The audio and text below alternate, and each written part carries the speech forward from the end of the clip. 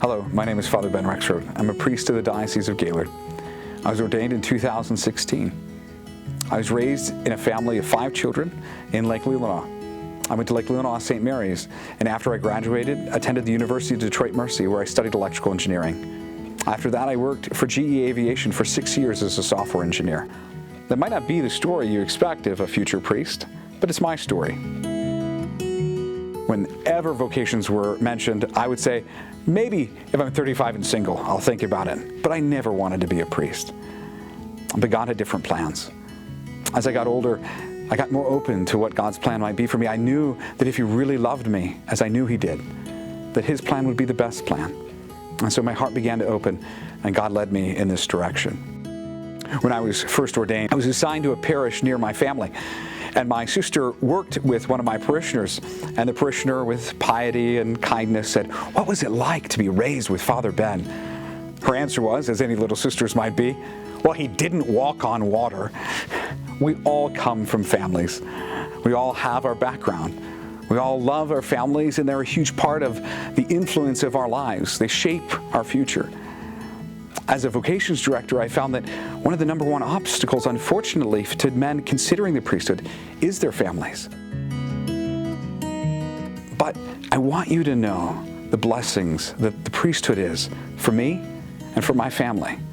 I don't want you to take my word for it. So listen to my parents as they tell you about my journey.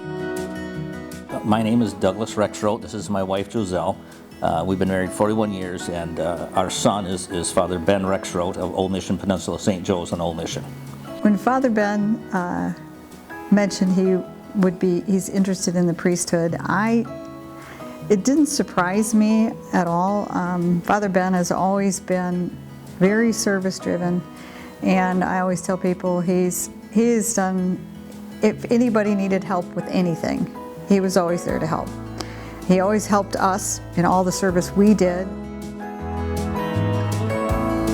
The first reaction wasn't over concern, but as the only son I have 5 sisters and only 2 sons to carry on the Rexroat name, there was a little bit of that concern in there. That's something we had discussed many times over the years, but then I thought, you know what would be what's the better good, the greater good? And if God has called him to be a priest, then that's what he should be. And he'll be a father to many instead of a father to a few.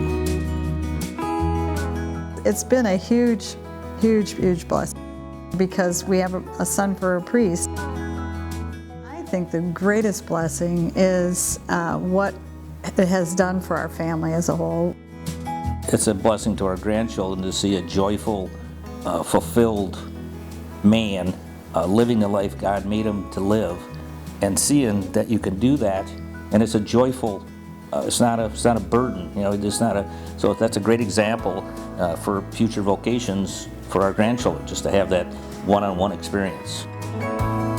The ability to have your son baptize your grandchildren, to preside over the marriages, to in special occasions to have Mass in our home with her dad, who's 94. It's just a whole bunch of small, little special moments that enrich us in ways that are hard to even explain unless you walk the journey. If your child is expressing an interest in the priesthood, I think that you have to first off know that that's just an interest. That's one of the things when we were sharing. Hey, Father Ben has entered seminary. Everyone's, wow, your son's going to be a priest. No, he's discerning whether God has decided for him to be a priest. So I think that you should be open to that. No differently, you should be open than if your son said he wants to be a doctor or wants to be an accountant. You should want your son to be what God made him to be.